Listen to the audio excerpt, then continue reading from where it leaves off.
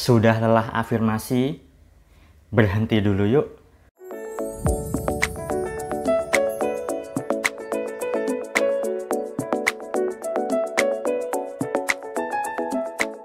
Assalamualaikum warahmatullahi wabarakatuh. Jumpa lagi dengan saya, salam dan salam berlimpah. Kali ini saya ingin bahas tema terkait dengan afirmasi, ya. Nah, begitu banyak sekali orang yang menggembar-gemborkan soal afirmasi. Ya, sebab memang afirmasi itu bisa dijadikan sebagai sarana untuk memanifestasi keinginan atau mewujudkan apa yang diharapkan. Sebab memang itu sudah terbukti.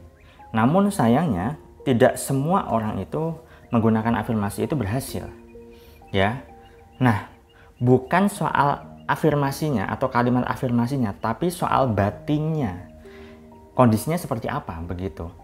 Karena kalau misalnya kondisi batinnya ini nggak oke, nggak sinkron, nggak relevan, ya susah.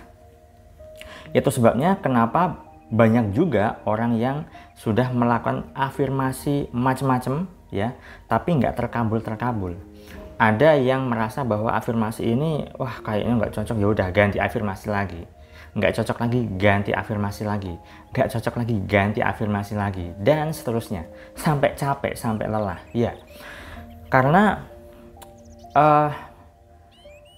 tidak banyak orang yang sadar bahwa ternyata ketika melakukan sebuah afirmasi, mengucapkan afirmasi, kok batinnya ini nggak sinkron, nggak selaras, nggak nyaman. Semakin dipaksakan, semakin nggak nyaman. Kok malah semakin dipaksakan? Nah, ini yang menjadi masalah. Sebab adanya ketiadaan keselarasan di dalam dirinya antara apa yang diucapkan, apa yang dituturkan, apa yang dipikirkan, dan lebih-lebih apa yang dirasakan. Kalau misalnya katakanlah ada berafirmasi, saya izinkan diriku untuk menarik uang sebesar 50 juta misalnya. Tetapi ketika itu diucapkan, lantas ada penolakan. Nah, ini yang menjadi ketidakselarasan. Padahal sejatinya kalau misalnya Anda pahami betul, afirmasi itu kan tujuannya untuk mensugesti diri sendiri.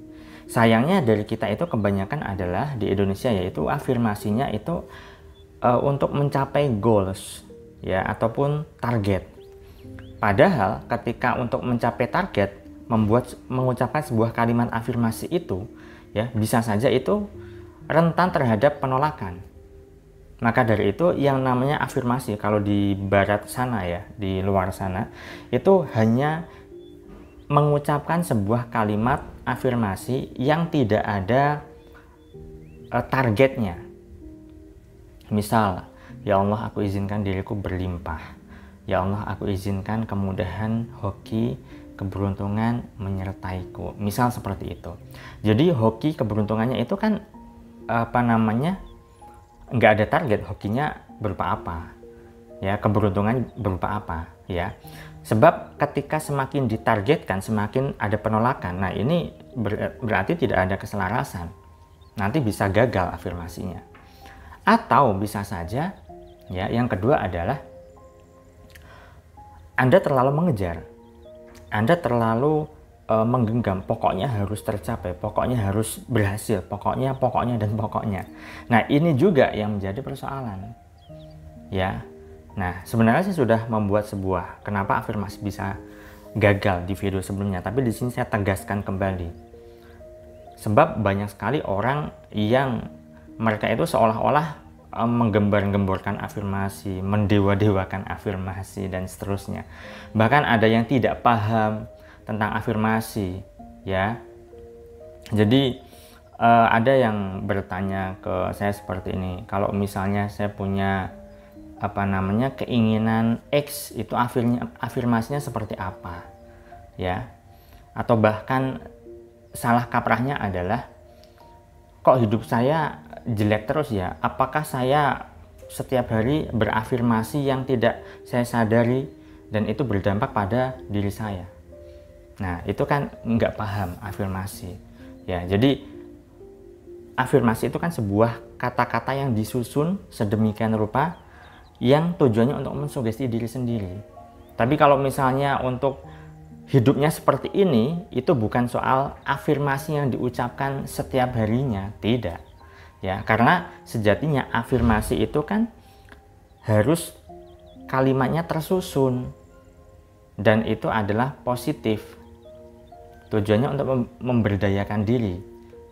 Ya. Nah, jadi kalau misalnya sejauh ini Anda masih merasa bahwa saya sudah afirmasi ini, saya sudah afirmasi itu, kok belum berhasil ya, bisa saja Anda terlalu mengejar.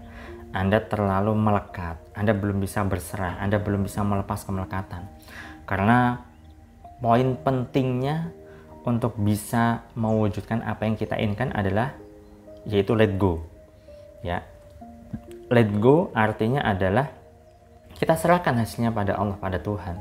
Semakin kita bisa let go, berserah, ya, kita tidak khawatir nanti apakah berhasil atau tidak, ya. Saat berserah kita bisa tenang, saat berserah kita bisa damai, saat berserah kita sudah bisa santai, relax. Nah, orang yang terlalu memikirkan target atau terlalu memikirkan apa yang diimpikan itu belum berhasil, berarti itu kan belum bisa berserah. Memang bagi orang-orang yang rutinitasnya adalah dikejar target, dikejar deadline, dikejar omset katakanlah, itu menjadi hal yang semacam kejar-kejaran gitu kan. Tanggal sekian belum tercapai nih omsetnya, ya padahal sudah minggu ketiga omset baru segini, misal seperti itu. Nah, maka dari itu butuh yang namanya berlatih untuk berserah, sehingga kita tidak capek, kita tidak terus-menerus mengejar. Ya, ada kalanya kita memang mengejar, tapi ada kalanya kita perlu melepas.